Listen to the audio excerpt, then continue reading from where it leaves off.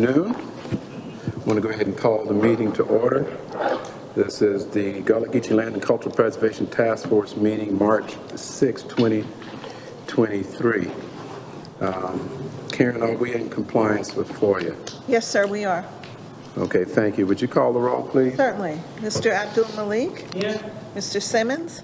Here. Mr. Campbell? Here. Mr. Hens? Here. Mr. Stevens? Here. And I don't see Ms. Green yet. I did communicate with her. She will not be able to make it today. Thank you. Yes. Okay. The next item I have is the approval of the agenda. I do have one amendment to the agenda. We have a report coming from Low Country Gullah, and I'd like to add that in as an agenda item. It looks like possibly come really almost close to the end, I guess, after the discussion of the priority goals. Is that where we'd place that? Okay, and I would like to add that item to our agenda. And if there's no other issues with that, I would entertain a motion to approve the revised agenda. So moved. That's moved by Mr. Hens. Second. Second, Mr. Simmons? Yes. And second by Mr. Simmons. All in favor should raise your right hand. That's unanimous. Okay, we also have approval of minutes from our February 6th meeting, and hopefully you've had a chance to go back through those. If you have no issues or questions, I would entertain a motion to approve the minutes from our February 6th meeting. Mr. Malik has made the motion. Is there a second? Second. Mr. Campbell has second. Okay, all those in favor, raise your right hand. That is unanimous as well. Thank you, gentlemen. I say thank you, gentlemen, because we seem to be absent from our ladies here on our committee, so we are going to miss them, of course, but I'm glad I do believe we still have a quorum if we need to take any actions. I don't think there's any items we need to take action on today other than the minutes and the agenda that we just approved. All right, the next item I have is appearance by citizens. Do we have any appearance by citizens? No, sir, we don't. Okay. Did we receive anything, portal comments? No, we did not. Okay, very good. Thank you. Can we take audience? Anyone here would like to address us? So with that part. Yes, sir. Mr. Campbell. Good afternoon, Mr. Chairman, members of the task force. I just wanted to come today to say, continue the work you've been doing as far as the task force is concerned, and we would encourage you to go back and look at those task force recommendations that you've made, and let's make sure that we're doing what we can to move most of them forward. You know, a lot of recommendations have been made as far as issues that address our community and for the good of the island, and some of those recommendations are still lingering, and we would suggest that you continue to work on them. One other issue I'd like to bring forward, and that is the native cemeteries or Gullah cemeteries. I know that we have done some initial work on identifying and finding the boundaries, etc., on them, but I would strongly recommend that we do signage on them as historic places on the island so that we don't lose focus of the history and the importance of those sacred grounds that are still in existence here. So thank you all again for what you're doing. I noticed that you all have given the women a day off, I guess, but certainly that should be noted by you, Mr. Chair. Thank you, Mr. Campbell. Thank you. Yes, sir. There's some efforts being coordinated through the churches and that's related to the cemeteries that they have guardianship over. there's been some efforts, but we've been working with the town as far as quantifying and consolidating that effort to make sure that the boundaries and who is responsible for each cemetery is defined and recognized by the town. I might say that the town manager has done a good job as far as bringing some things forward as far as that consideration is concerned, but I just don't want us to allow it to drop through the cracks, because sometimes it does, and before you know it, we're in a battle for preservation as well as identification of those sacred grounds. Thank you. Thank you. Thank you, Mr. Campbell. I appreciate that. And towards the end of our agenda, we do have our 2023 priority goals. And we have been having some discussion with staff as far as strategy and moving forward with the recommendations. And even the ones we identify as priority, we're trying to keep our eye on the ball with all of the recommendations and move them forward as we see fit. And I'm happy to say that at the last meeting last month, we did recognize some of the accomplishments and some of the work that the task force has been able to do along with staff. And so I appreciate you to keep reminding us and keep holding us accountable. Mr. Chairman, can I ask, just one comment on Mr. Campbell's concerns. When we did the community signage, how do we go about getting the signage for each of our communities established?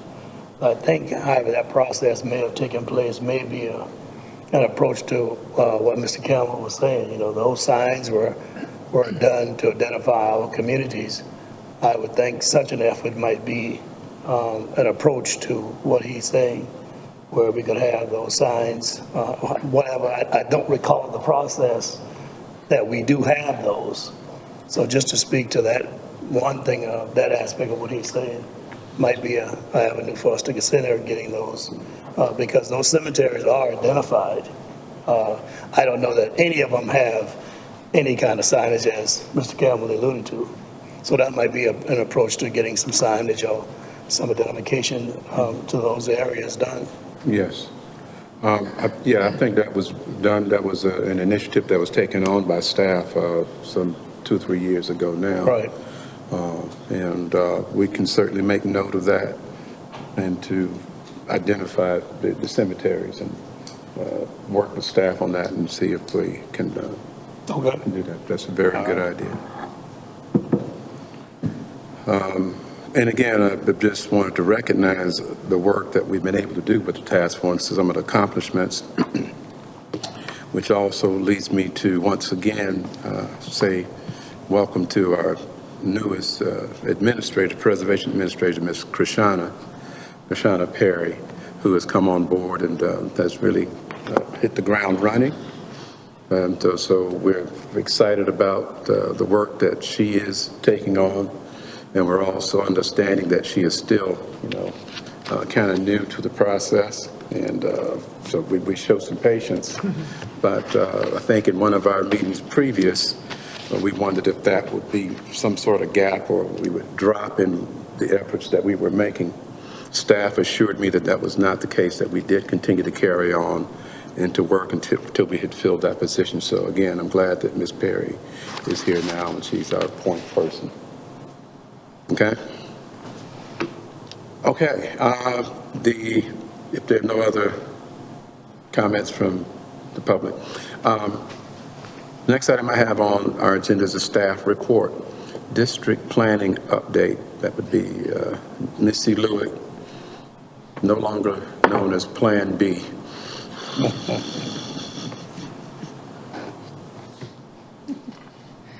Good afternoon. Good Task afternoon. Force, Missy Lewick, Assistant Community Development Director. And I'm here to talk about district planning. Last month I talked to you that this was the replacement of the agenda item formerly known as Historic Neighborhood Overlay. And really we're still working on overall program development for that. What's transpired since the last meeting was that we went to the Public Planning Committee last month to get some direction on the program area. So what we discussed with the Public Planning Committee was a broad overview of how we see the growth framework and districts planning project moving forward. And we plan to go back to the Public Planning Committee in April and share some more program development information and again seek direction on that effort. But overall and briefly, as I had identified or talked about the project with you, was that where we left off, of course, was the implementation of the Mid-Island District Plan last November. And that's one of the first districts that we've done district planning for. But this growth framework and island-wide master plan and overall island districts planning project is kind of a project overall to bring the ideals and goals that are identified in our plan, which is up here, identify then from there a growth framework map that identifies areas where we want to grow and areas that we want to conserve. And so once we know where we would like to see the island that's ripe for development, similar to how we identified in the Mid-Island District, that there was a district center, and that's where we were anticipating more of the concentrated growth, right in the heart of Mid-Island District. We'll do that as well through that growth framework map, and then pull it down further where we're getting at the district planning level. And from there, we will have districts identified for all of the other areas around the island that aren't in a planned unit development. And we will go through a robust public engagement process, and similar to what we did with stakeholders and others through the Mid-Island District process, and really hear from everyone island-wide on uses and development patterns, and try to make sure that that vision that we're painting for the future in our plan, that we can realize that visually as we get down to the district planning level. And then as we work through all of the district planning, we also have a multi-phased approach to amend our land management ordinance, which really speaks to implementation of all of this district planning activity.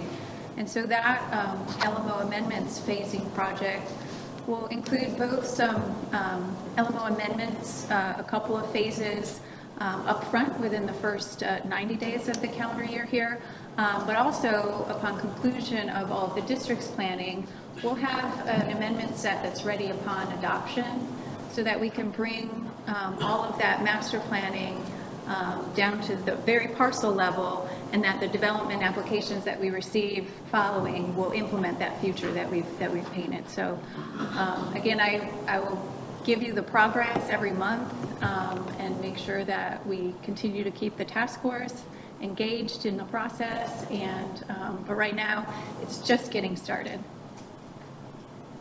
Okay, great. Thank you, Missy. Do you have questions or comments from Missy on this item? Yeah, I like what I'm hearing. I like what I'm hearing. So please, full speed ahead. Thank you. I like it very much. And you were first. Any other questions for Missy? Okay, yeah, please keep us abreast of that, Missy. Thank you. Okay, Historic Neighborhood Design Studio Report. Ms. Krishana.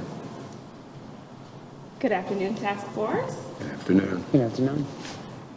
All right, so work with me here. It's my first time giving this report, and I'm actually going to give the next several items here on the agenda under staff report.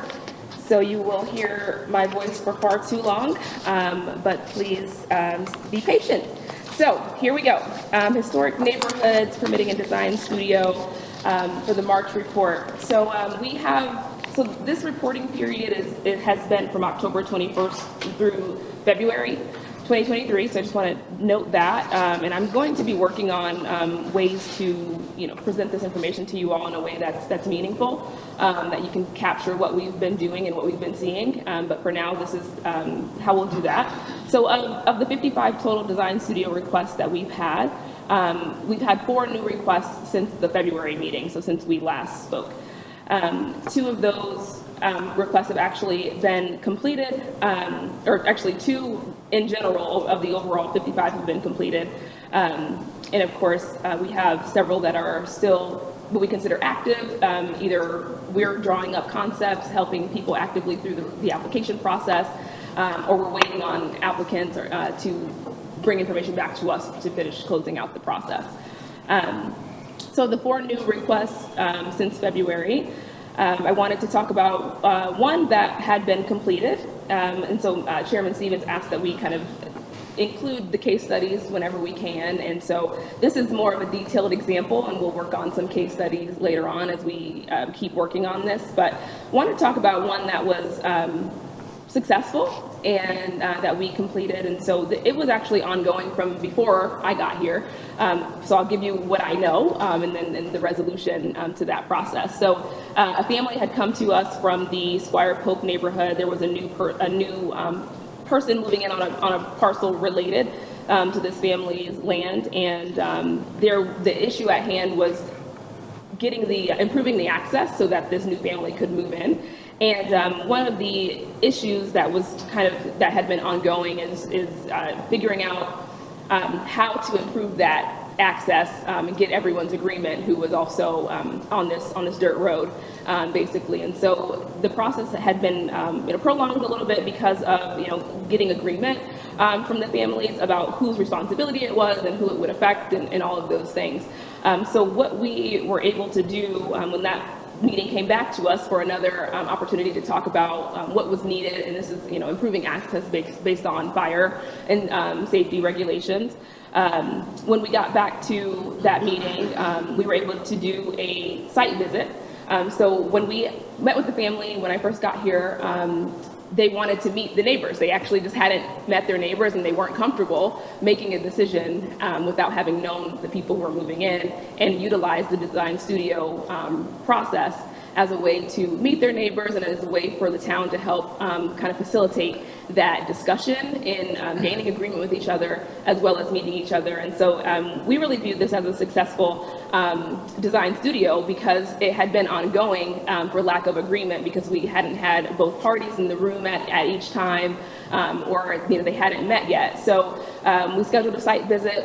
So the community planning department from myself, as well as folks from CIP with the dirt road pavement program, fire and safety, fire rescue came, as well as several other members from the development team to help talk about the application requirements for this family to be able to get their occupancy to move into their house, which was the last kind of holdup was improving that access. And we were able to have an open, direct communication with all the parties that were involved off of this dirt road, and kind of just lay out the options to them very clearly.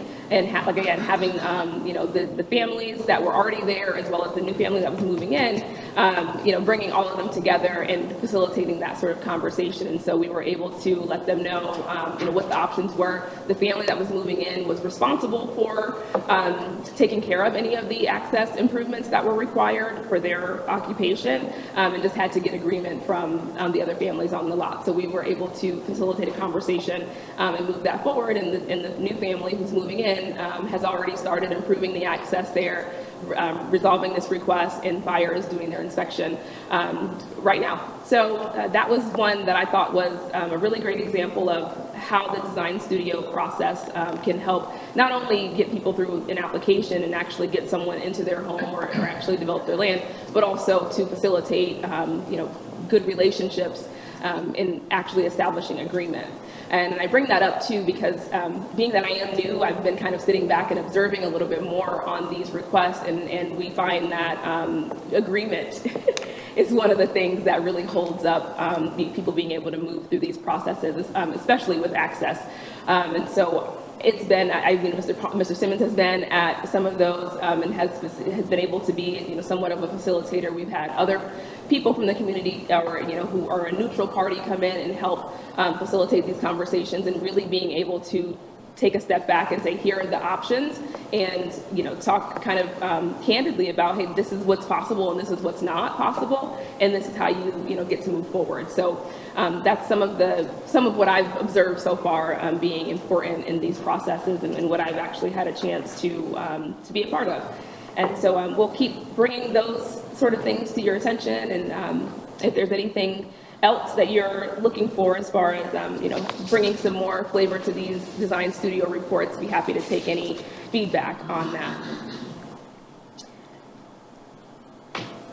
I'd also like to just bring up that we have, we're also doing additional coordination and collaboration across the community on these as well. So working with the Heritage Library, Habitat for Humanity, and Low Country Gullah Foundation on different items, but somewhat related. And if there's any area property issues, making sure that we are in, communication with the Heritage Library. I've had several meetings with the team there, learning how they do that process, and we have a referral process that we do with them. So we also see those sorts of issues coming up in the design studios, and helping families to be able to resolve that is really big. It's a heavy lift, and folks often don't know exactly where to turn because it is a long process. So we're helping to steer people in the right direction with that as well. So we've seen a couple of those come across as well during this last reporting period. Good. I'm happy to hear that the town is in a position to help mediate that and find a good resolution for it. So all those parties are happy and in agreement at this point. Right? Yeah. That's one that's been resolved. Other questions for Krishana on this item?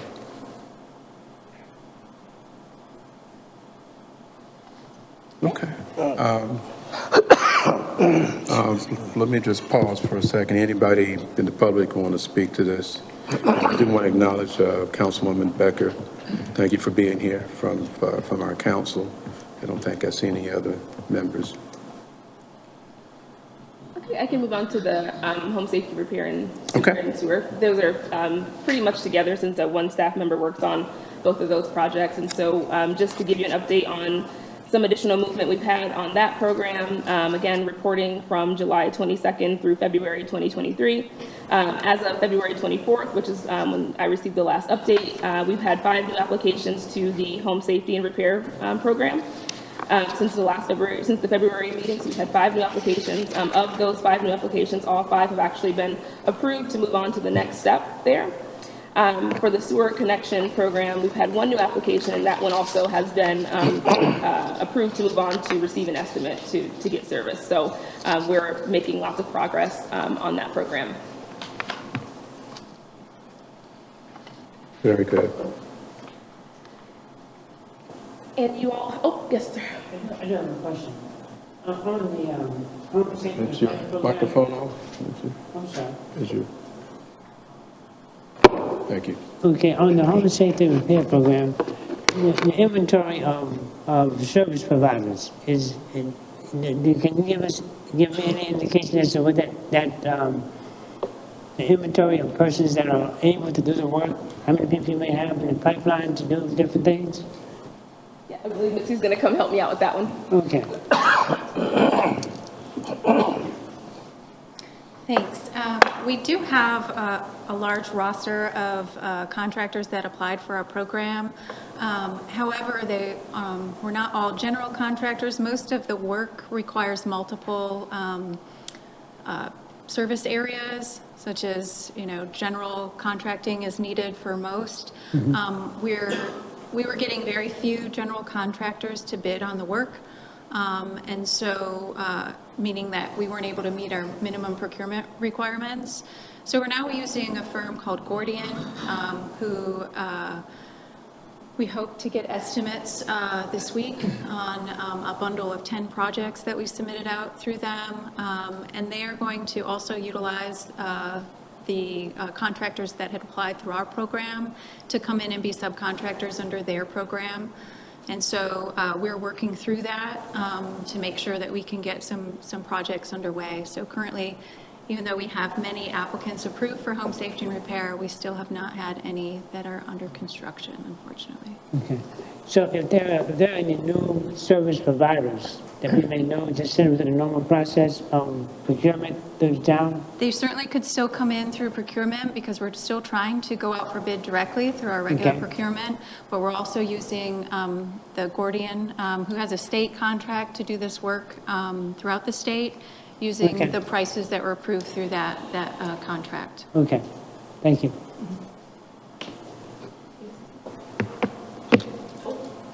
Yes, sir, Mr. Hens. And maybe this is for Missy too. I know that Deep Well also has a similar program. Do we coordinate with them at all, or do you know of their program and vice versa? Are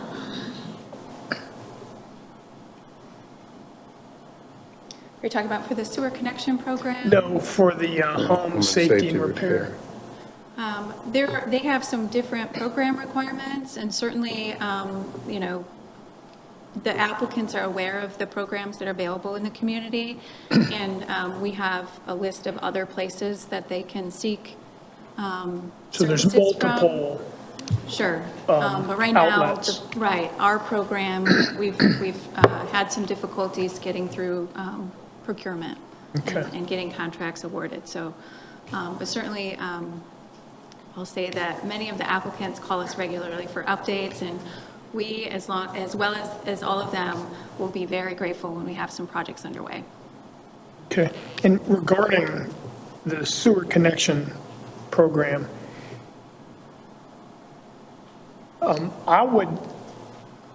can we identify all the properties that are still on septic and market to them instead of waiting for their requests?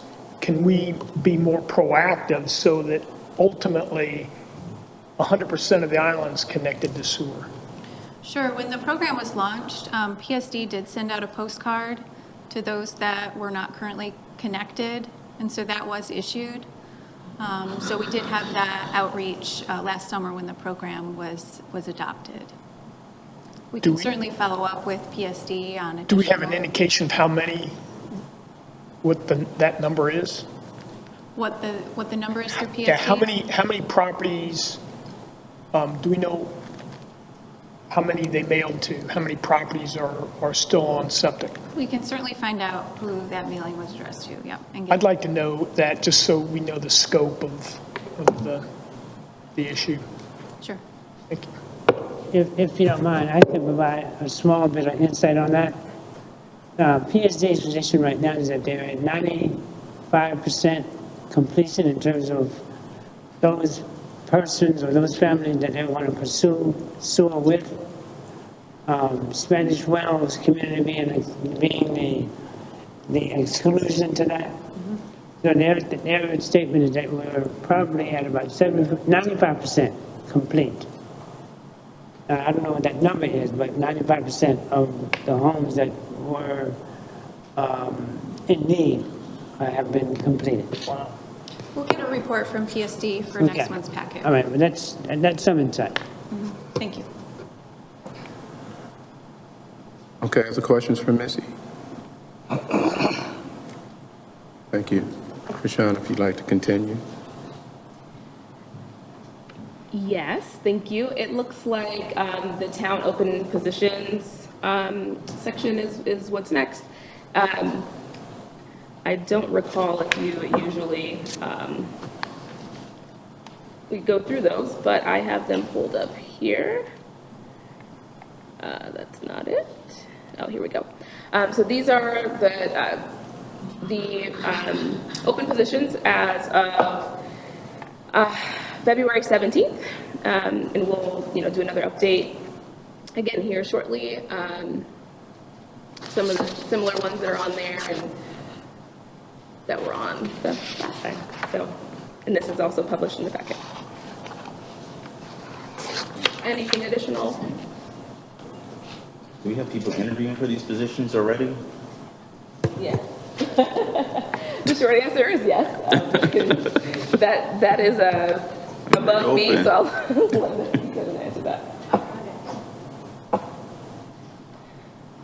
Yes, we are interviewing actively for these positions. In fact, I had 2 interviews this morning. But also I wanted to add that there are a couple additional vacancies in planning that were posted since this was published. We have a principal planner of architecture and design vacancy. that would handle most of the design review board activity. And then we have a principal planner in the development review section also that is vacant. So, but I can say that I want to say I have 6 interviews this week for a variety of these positions. So we are actively working to get them filled, yes.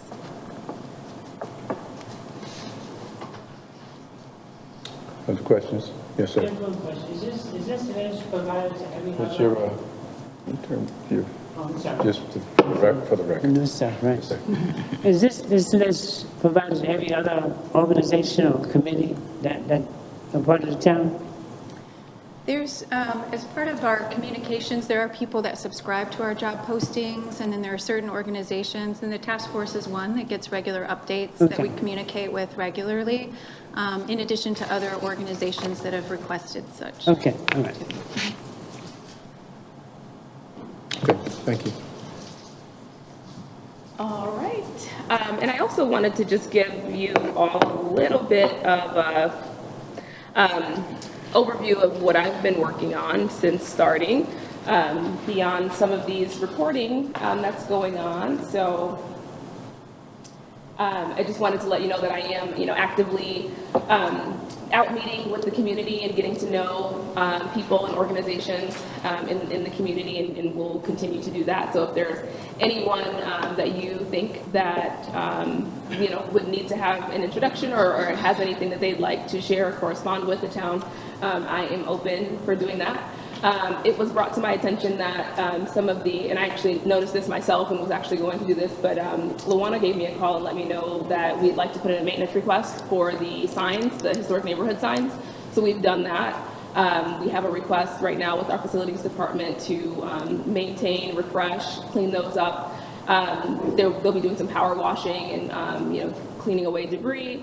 If there's any repairs needed, they'll be working on that as well. So I did want to let people know about that, and especially to let folks know in the communities if they see people out from the town at the signs that we did put that request in, and it's just for general refreshing to make sure that the signs are still looking good and vibrant. I got to attend it's March, so last month was Black History Month, and I was able to attend some of the Gullah events that were going on for the Gullah celebrations. Went to Art We People at the Art Center, as well as the Gullah Market, which is one of the events that is also in relationship with the report. So that was really great to be able to see that. And I also attended a Gullah 101 workshop or meeting that Luana put on, and I thought was a really great introduction to the culture and history and people. And so I've been doing my background research and certainly trying to stay busy and make sure that I am fully immersed in the community and in the culture and history. Okay, so I just wanted to give you that update, and I will also let you know that we are scheduled for our quarterly update to Town Council coming up here shortly. So we'll be putting that presentation together, and we'll be sure to review with the task force before that meeting. So that is all for me, and well, not quite. We're gonna, I think, the next done with the staff report. Thank you. Okay, great. Thank you. Any other questions for Shannon?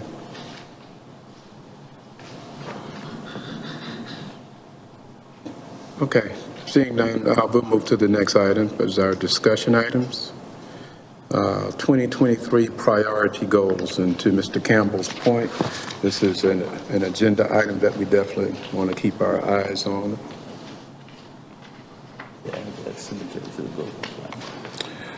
I'm hoping so. Mr. Campbell's reminding me that while we're out freshening up the signs for the neighborhoods, that hopefully that'll be something that we can do for the cemeteries as well. I can also put that on the list. Yeah. And again, I'm not sure, as the question was asked, how we initiated that program to put those signs in our neighborhoods, but we certainly want to try to do that to identify the cemeteries as well.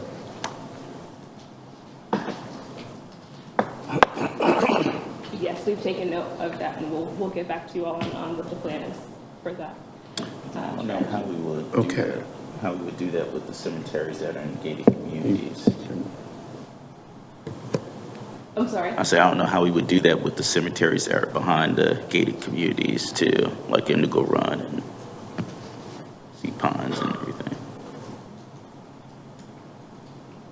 I'm just taking a note to make sure that we put that on the list as well. But Okay. that is on our radar for sure. Okay. So it will not go unmissed, and we'll report back on. I don't know if we have anything to report right now on the strategy for that, but certainly we will. Okay. I could speak to that real quick. We did, with help of Mr. Campbell, work on a cemeteries assessment, including cemeteries that were within the plan unit developments. And with that original assessment, we were going to incorporate an action plan to improve access to those sites. And we are going to fold that into our landmark protection program that we already have identified in the strategic action plan, of which Krishana will be the program manager for.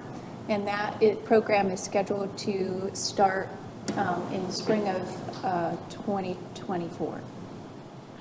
All right. Thank you. Okay. Yep, you want to continue with our priority goals? All right.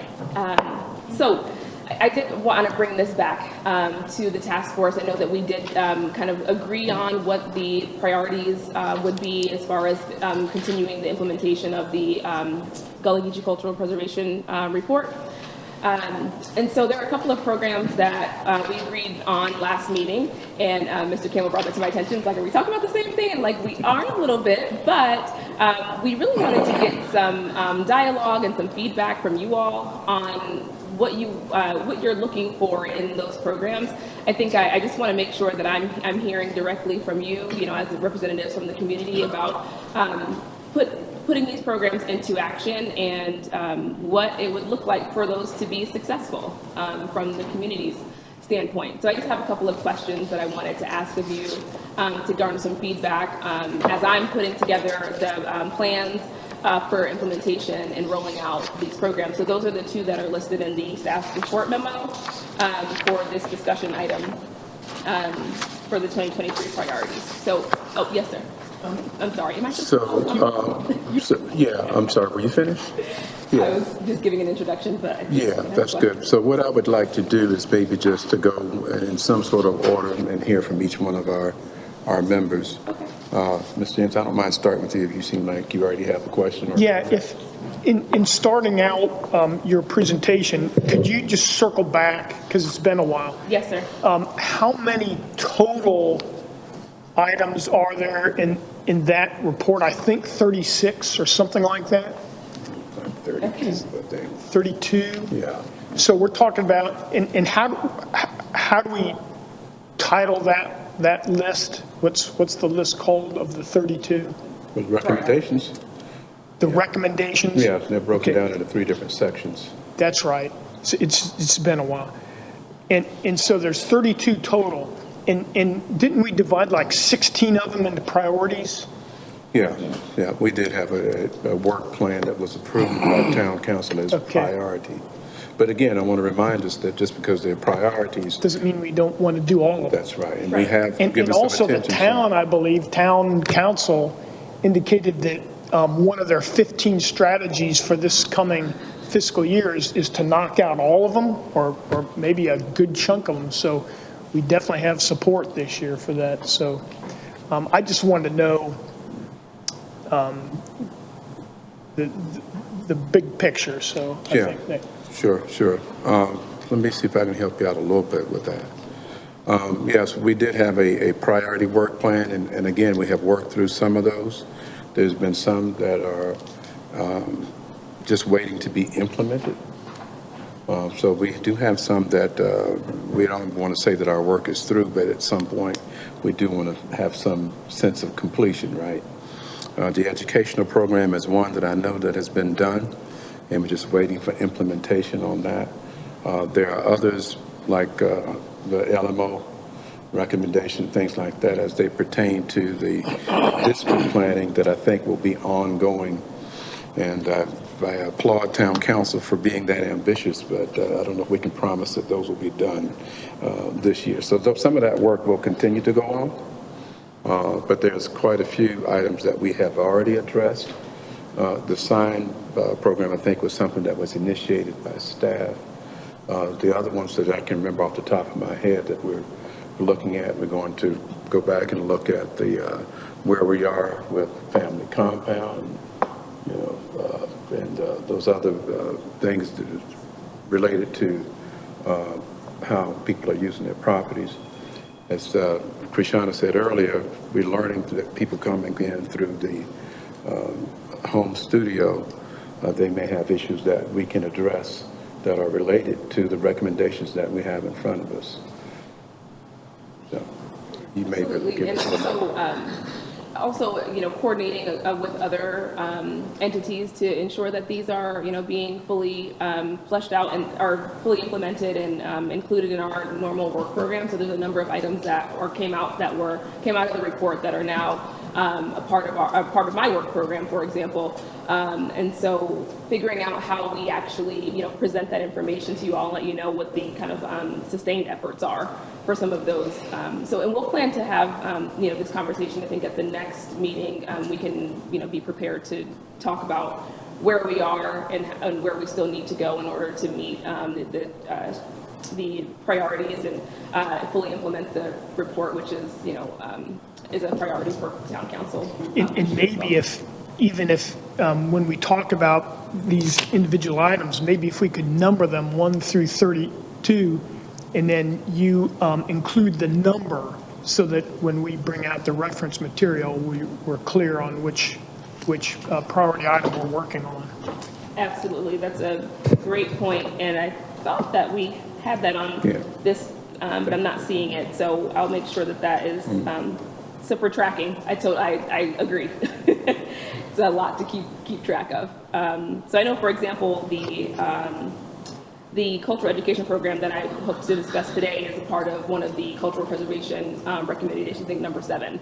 So I understand what you're saying there, and we'll be sure that we can communicate it that way. And Mr. Chairman, you said that you wanted each person to kind of go over.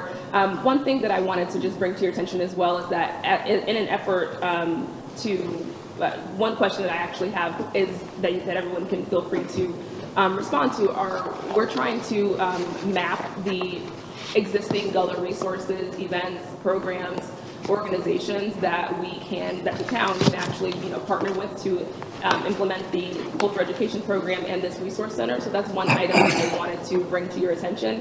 So if you have any resources or events, programs, organizations that you'd like to highlight and make sure that we have on our list of places for people to go to learn and interact with and to support the culture and history of Gullah Geechee, then you can please share those with us now, or you can feel free to email me those. But I'm working with Natalie Harvey in the Office of Cultural Affairs here at the town, and we're mapping some of those resources and also make sure that we'll be talking to the community and getting some of those.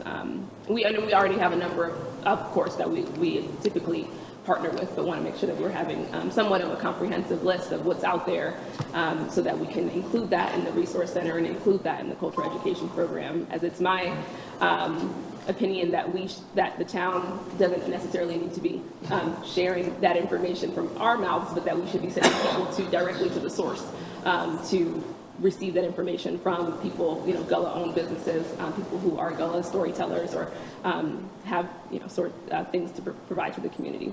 Yeah, and to that point, there are some organizations that have been identified in the recommendations as potential partners to work with those particular items.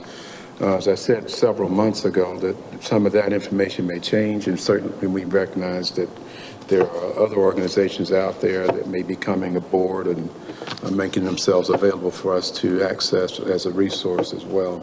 So some of those recommendations, when we first did that, were identified then, and that certainly might change it. And to your point, if there are people that we know as a resource that might be able to help with some of the recommendations, then we would take that. So let me go to Mr. Simmons now for any questions or comments. Thank you, Mr. Chairman. Ms. Perry, I think one of the things I'd like to add to your report, I think there has been a couple of items from our list of things to do. And I think one of those, if I'm correct, is the family compound and the family subdivision. I think those are a couple of items I think have been approved and has come in as LMO changes. I think we do have those in place, which were two major items that have been completed. And there may be a couple others that I'm not remembering off the top of my head. But I think if you also, at some point, when you do let us know those things of which have been completed from a list, it may be a list of 30-something. I don't know that those 30-something have still listed the items that have been completed. Some of those, I think, may still be on that list, but they are completed items. Okay. So I think that list may not be as big as the 30-something that you brought the three from, because there have been some changes that I do believe have been made and have been implemented already. So, and I think it goes back to a point that, those things have been implemented, we want to keep an eye on those, so things that we do in the future don't come back and take away some of those, because sometimes we get I often say we take several steps forward and then it's something that moves us backward again. So I think if we keep those completed items and those items that we know have been completed, we bring those up front so we know that we are moving forward in a path that will keep this whole thing in order.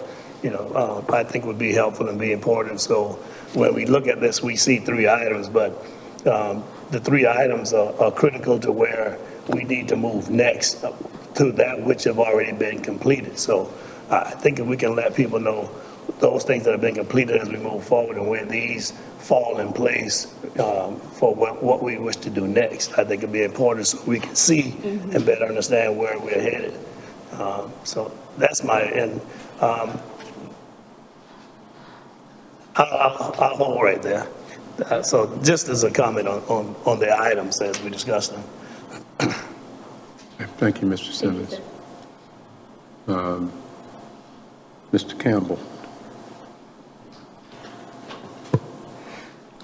I'm with Mr. Simmons. I think the family compound would be number one on my list because of the LMO changes that I know that are coming up. But I'd definitely like to see what we have completed on the list, though. Okay. Yeah. That makes sense, and we're working on that. So as a part of my role here and established with the town, some of the items that have come out of the report that have been implemented so far are now part of my normal kind of everyday task and things that I'm supposed to be keeping up to date, improving, working on, liaison, facilitator, program manager for. So we can make sure, so that's how they are going to be, sustained, and that they'll be able to keep moving. And then anything else that's coming out, we'll be sure to talk about how that will stay, as an ongoing item as well, and talking about how we're working on these things. So number 3 here with the continued efforts and refinement are some of the things that I am, actively working on as well. Okay. And so a lot of the family subdivision and family compound we'll see in the design studios, and so that is a part of my normal routine and things that I'm working on a daily basis. And so that's something that's actually a goal of mine is to parse out what has come out, what's been implemented from the report as far as recommendations and how that fits into my daily role in making sure that it has the longevity. Okay. And we'll also make note of the if family subdivision and family compound is working and how to make sure that stays as we are amending things. But definitely want yours and the community's response on how that's working so far for people as well, so we can take advantage of the opportunity to make any changes as necessary as well. Yeah, and I imagine I got just a little bit ahead of the agenda because that was actually on here as a continued effort. So, Well, that's going to certainly be a part of my comments as far as some responsibility we have as task force members to be kind of aware of with the work that the staff is doing and already has done. I'm sorry, you have another question or comment? No, I don't have any other questions. Okay. Yeah, Mr. Malik. Thank you, Mr. Chairman. I think I want to center my comments around the education program. And what I'm hearing so far about you interacting with the community, I think is the number one thing that we, as a coordinator or as our person to kind of focus on. The community needs to know, they need to know you in the sense that I know we have to introduce you to the community, but at some point, we want you to be as recognized amongst the people that you may be taking information to, just like they know LaVon. So when they see you, they know that, okay, I know Ms. Perry, and you're not having to climb uphill to reach them. Does that make sense? Absolutely. And then, again, and I know that we want to take some of the information that we get from our Gullah teachers to staff and other, part of the town government. So I think that opportunity to be present as much as you can, absorb as much as you can, will help you relate information more from a natural standpoint. Does that make sense? Yes, sir. All right. Yes, sir. And we have upcoming meetings for introductions and plans for all of those sorts of just gaining familiarity and communication. Okay. That's it? You good? That's it. Okay.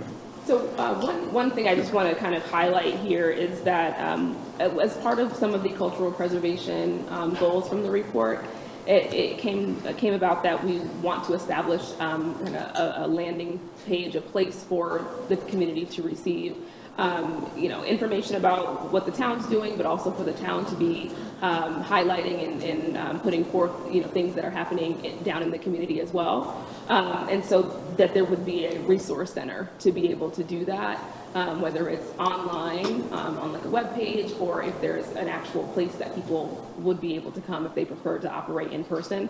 And we don't currently have a full kind of plan for what we want that to look like. And I think as it's one of the priorities to finish up some of the cultural preservation goals, I'd like to understand what would be helpful for the community in establishing some sort of resource center. Is there, a preference, or hopes to have something established in person, or what would people utilize online that would be helpful?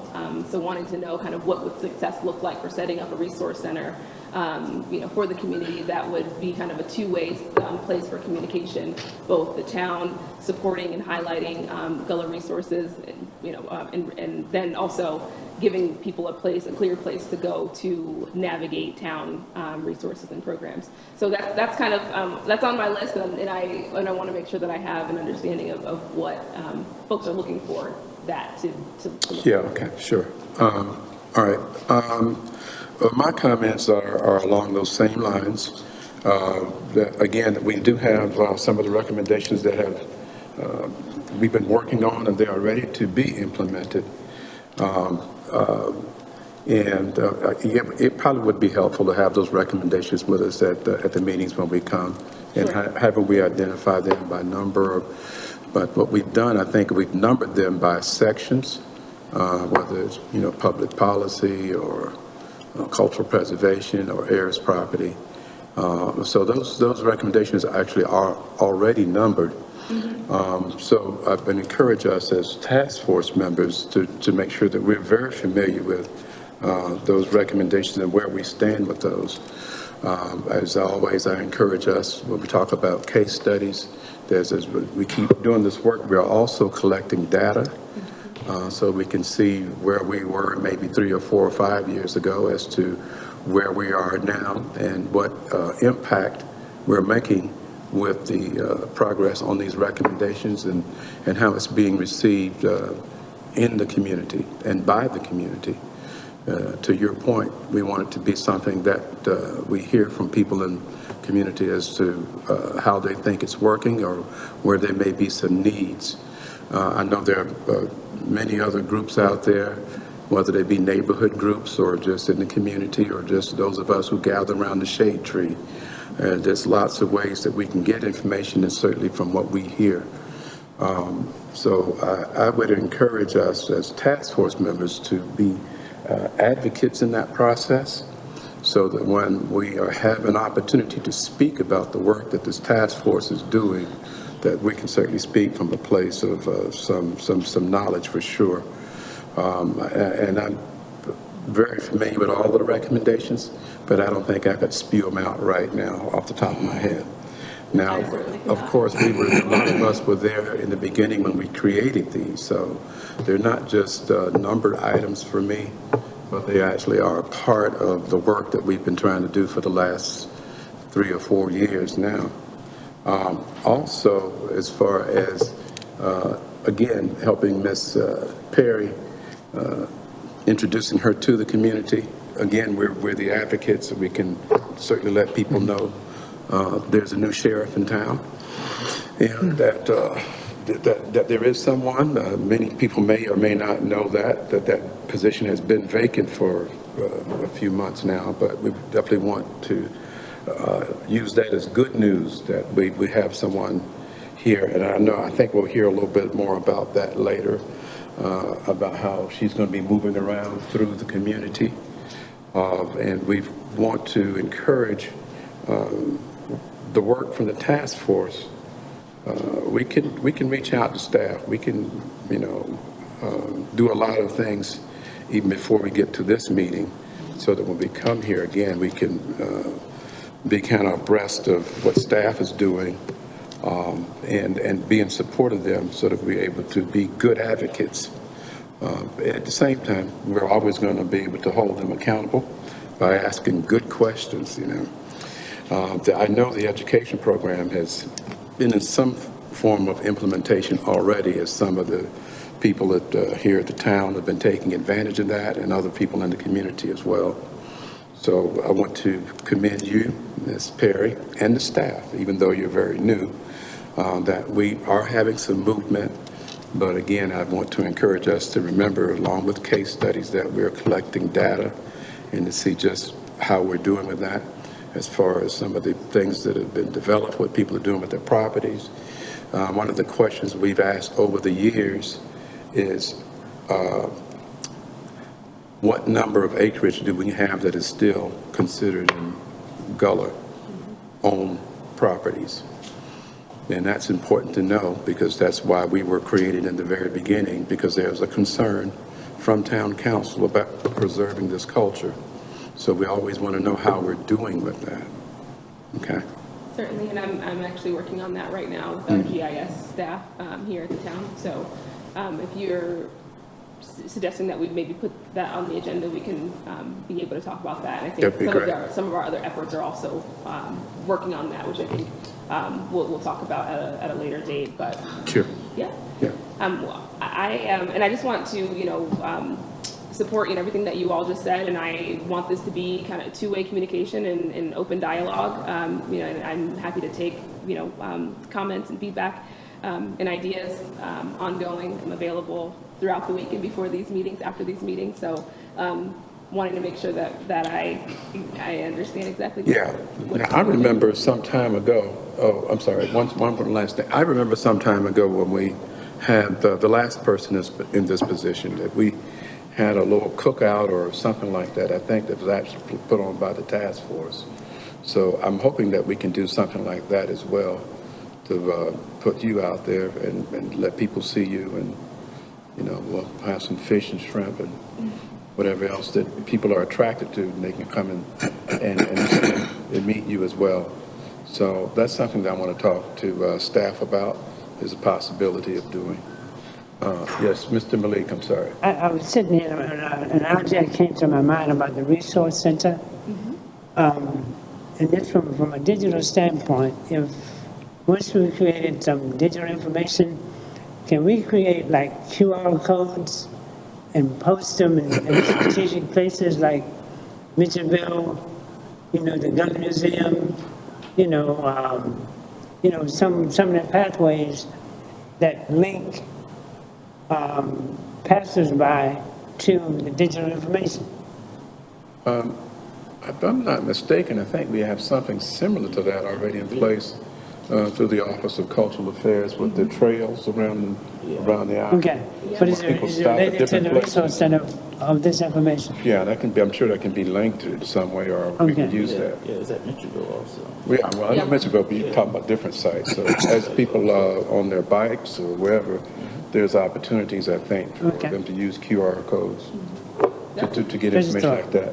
Now, to that point also, when we talk about the resource center and how we get that information out, and I know we're living in an age of technology, but we've also been very mindful of having hard copies, if you will, or papers for people who may still use landlines and actually like to come and actually feel the paper and see the information.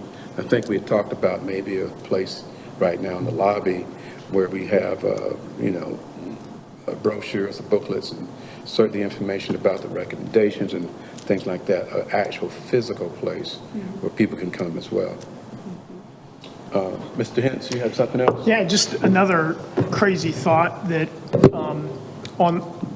toward that is, why don't we take the resource center to the neighborhoods? Why don't we have a mobile resource center and schedule times where we actually go to the neighborhoods and let them come and hear our story? It's just maybe kind of a fun outreach. But also, getting back to the cultural education program, that's really high on my list. And I'll tell you, I was fortunate to attend a panel discussion this past week that was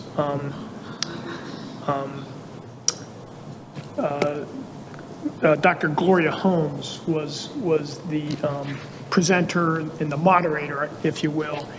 And it was at the library, and it was packed, and it was on Mitchellville. And I know that this whole community is hungry for hearing the story and the culture and the history.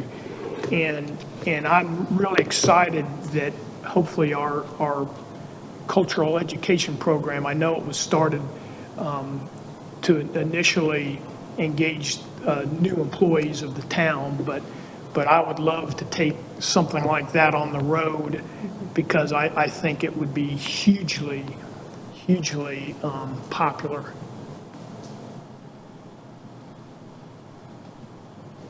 I'm glad to hear all these ideas. Oh, I was gonna. Yes, Mr. Simmons, you have something else? Yes, It seems like the more we talk, the more ideas we get. Yeah, I like. I just want to go back a little bit to your thought on a resource center where people could come and get information. I think I want to point out that, there's one of the things that we've tried to overcome at the town is when people from our neighborhood come to the town, is that person who they feel they can actually trust to come and ask questions and get information. So even if that information is available in some electronic or paper form, a lot of times when folks come, I know from my neighborhood, they're going to not always want to grab a piece of paper or see what's on paper. They're going to be able to ask the questions and hopefully have that person, that they can talk to, who can relate, who can understand, exactly where they're coming from. So I think as a resource piece or educational piece, you, the person, is going to probably be the most valuable part to that whole thing. When I come here, I'm not looking for somebody to tell me, well, you'll have to come back this day. And not that you're going to be readily accessible every time someone comes, but I think when people come from our neighborhood, they want to be able to connect with someone who is focused on what the questions they may have specifically when I come. I would like to think that our neighborhood would bring a uniquely different question coming from where we're coming from, which is which is what this is about. when I come from my neighborhood, it's going to be something that's going to be different from any other neighborhood on this island. So, I want that person that I can talk to and say, well, look, this is what I'm after. This is what I want to do. Okay, and so here's the resources we have. I can point this to you. I can tell you this versus even if an abundance of information is available at their fingertips.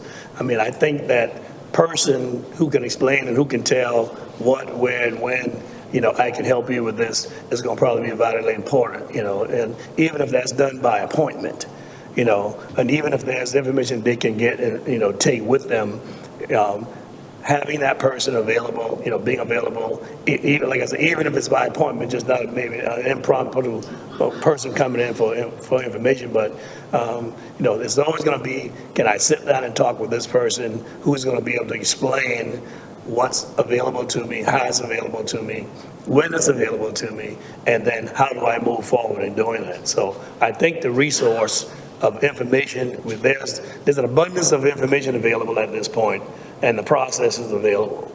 I just think we always just need the person there that when folks come, they can feel comfortable, that this is the person who I can talk to, who is going to understand and give me that ear that I may not have had, in the past.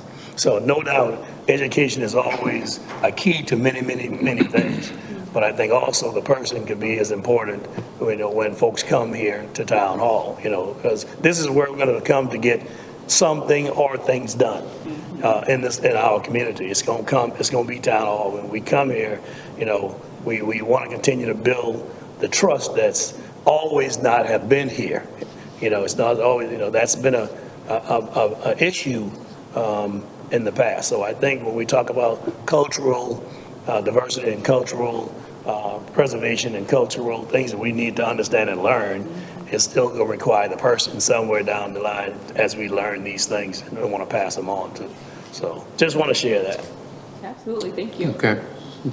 I was going to say, those are some of my best days. The word is getting out, that I'm available to be that person, that connection, that conduit to information. And there are many days where I'm just at my desk working and someone's like, there's someone downstairs for you. And I'm there, and those are the days that I enjoy the most. So I'm glad we'll be facilitating that, and that will be, ongoing and something that will continue to, just to hone and improve and make sure that that's available. So, but thank you for all the ideas so far. There's some things that are in alignment with what I've been thinking, some things that are in alignment with what I've heard in other community settings that I think we'll be able to incorporate in some way. And so we'll be able to, we'll report back soon. Very good, very good. And I just want to remind us again, as task force members, again, we're the advocates, and we can certainly help lay the groundwork to say, yes, we do have a person down here that we can talk to and to help build that trust and repair some of the history that's been shared in the past. So, and if you have other ideas, please reach out to Krishana. There may be some other things, we can't get them all out here right now, but I do want to take just a moment to ask if anyone in the public has a comment or question on these priority items.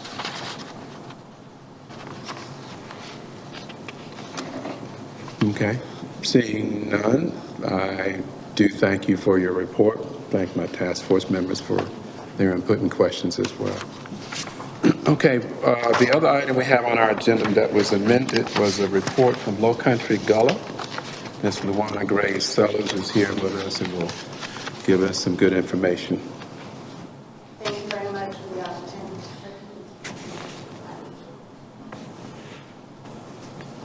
Perfect. So thank you again for the opportunity to come in. As I mentioned in the last meeting, I'm working actively with Krishana in the town to facilitate some of the movement of not only heirs property issue, but the delinquent tax issue. What you're seeing on the screen right now is a flyer that has already been printed. I already have some here.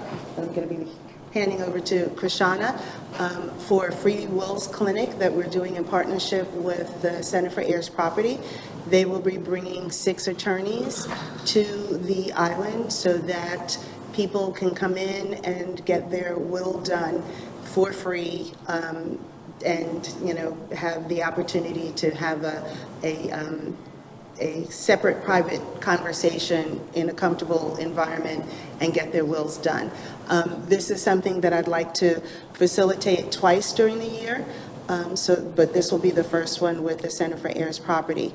To your point regarding getting the information out, and as well as Krishana out, we have already scheduled for the next few weekends to go to all of the different churches to not only have this announced, it has been announced previously, but we will be going to the churches to distribute flyers closer in, as well as introduce Krishana in her role to the community, as well as the Low Country Gullah Foundation in partnership with this event, as well as the work that we're doing. So people have a better idea of what is going on within the town, and information and access that they do have that is available. In addition to this, there has been just under 1,100 properties that have been identified as heirs property on Hilton Head. Those properties will be receiving informational mailers from Low Country Foundation, basically saying, as the beginning of the educational program that we will have, identifying, letting people know what heirs property is, what kind of help is available within the town, between unraveling the heirs property and or helping with the delinquent taxes. So that report will be more of a full report for the April's meeting. But in the meantime, and of course a follow-up with the visiting the churches, so you will have an idea of how that will go over the next couple of weeks. But I'm really excited about this. It's very hard to get in with the Center for Heirs Property, so I was able to twist some arms and make it happen so that we have the access to them. And the wills are important because a lot of people may not have a will or a succession plan for their property, and so this is one of the priorities that we have through the foundation, because if they don't have their will or a succession plan, and then, God forbid, that person passes away and people within the family are not aware of how they can move the property forward through probate and or through heirs property resolution, then it becomes a bigger problem. So the wills, having the Wills Clinic is really a good place to start for the year with that part of the education program. Where and what is the Hilton Head Island Community Church? Which church is that? It's right next to the Hargrave building. Okay, that's what I thought. The old Hargrave building? Yeah. Yes, it's in front, it's right on the street, and they have a nice, large room. And that was something that we were looking for, a central place that is accessible, that has a large enough space so that we can take the 6 attorneys and separate the tables, so people can have that comfort of a private, space where they can have that intimate conversation with the attorneys. Now, is that Heritage Week? Yes, it probably is Heritage Week, but beggars can't be choosy. That's the best time. When it comes to what was available. Sure. The backstory is I had asked last year for a date. The center only does one wills program per county per year. So someone else, another organization, had this date. They pulled out for whatever reason, and I was the first call because I'd been nagging them about doing one. So I was happy to snap it up. So whatever the date is, we're making it work. Sure. Yeah, I just thought about that. Yeah. Questions or comments for Luana? Are you passing this through all the churches? I have enough to leave a stack of these with all of the churches. I'm going to also leave some here at Town Hall so that if anybody comes in, they can be distributed that way. But yes, we are going to all of the churches with the flyers to make sure that they are passed out. Okay. Yes. Mr. Blake? So if I were to go out and bring my wife with me, I'd leave her at home. Well, it's up to you. Okay. If it's your will, Okay. then you could do that. Can I go individual and family? It is individual. Oh, individual, Right, okay. All right. because there are specific time slots got it. that will go through. So the- then, if my wife and I wanted to go, I'd have to make an appointment for me and one for her. Yes. Got it. Yes, and I do suggest that if you are interested, or if anyone is interested, the number that's on the flyer, to make sure that they call. There are only 25 slots that are available, and because the center is also promoting it, I'm promoting it as much on Hilton Head, because that's the focus that we want to have. But if people from Ridgeland or wherever else they are want to come in, they do have that opportunity to do that. So that's why I'm really pushing heavily on making sure people in Hilton Head are fully aware of the fact that the clinic is coming up. Yeah, Mr. Simmons, you had a question? I do. Luana, obviously, wills are important, and I know I heard you say that there's wills in a succession plan as far as a will is concerned. And I guess just to ask my question, has there been any thoughts about having folks understand how they can do a trust as well? Yeah. Because, even though you have wills sometime, if there's multiple parcels that a family may own, or just even move it along so you don't have to go through probate. A lot of times, wills still have to be probate. A trust, once it's set up, it's just a matter of who is the next individual. It's not something you necessarily probate. And I think people sometimes find that if you have a trust and a will, a will is almost, a will has its place. Right.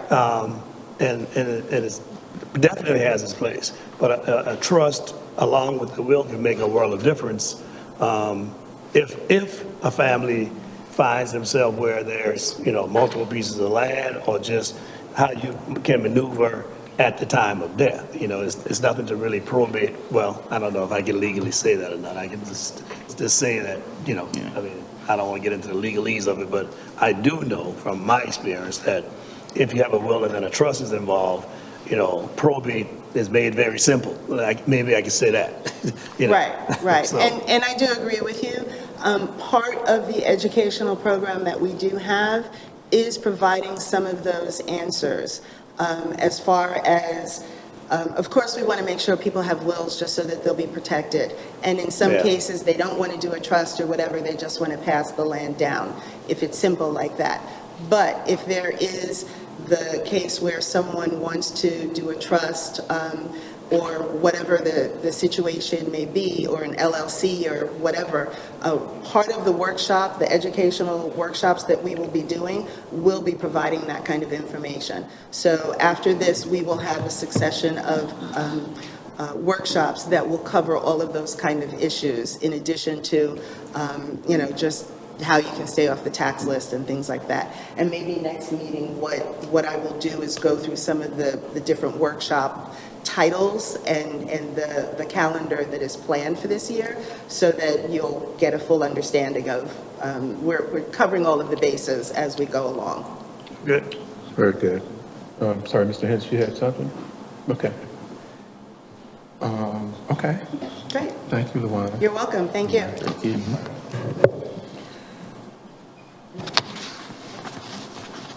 Okay, I find myself down to, that was all of the items on the agenda. If there's no other questions or comments from my task force member, I want to thank the public for being here. And, Mayor. yeah, I'm sorry. Yeah, Yes, sir. Mr. Chairman, Yes, sir. I just want to make everybody aware that the Gullah Museum will be hosting its annual oyster roast this Saturday from 11 to 5. There's going to be oysters all you can eat, additional food vendors, music, storytelling, and some of the history of the Gullah Museum and Ms. Louise's family. How much are the tickets? $50. Okay. That's a steal. All you can eat oysters, Who's the band? Ma'am, $10 Yes, ma'am, $10 is general admission, but if you want to do the oysters and the general admission with entertainment, it's $50. DJ, they got a DJ this time. DJ OJ. I think they have DJ OJ, they have also, there's a young lady, another young lady who's a Gullah rapper, a young high school student, I can't think of her name, but we're gonna promote her as an opportunity this time around. And of course, you know that Q Smalls, he's a staple. He's a Gullah rapper, he's a staple when we do events. And there's some other activity going on, but there's signage on Gullah Museum website. Yep. But I just want everybody to know that we'll be doing that this Saturday. Thank you. Now, you know I can rap too, right? Yeah, we'll be there. Just keep that in mind. Be there or be square. No comment. Again, thank you all for being here. Thank you to the staff. Thank you, Ms. Krishana Perry. And we now find ourselves adjourned. Thank you. Are you on the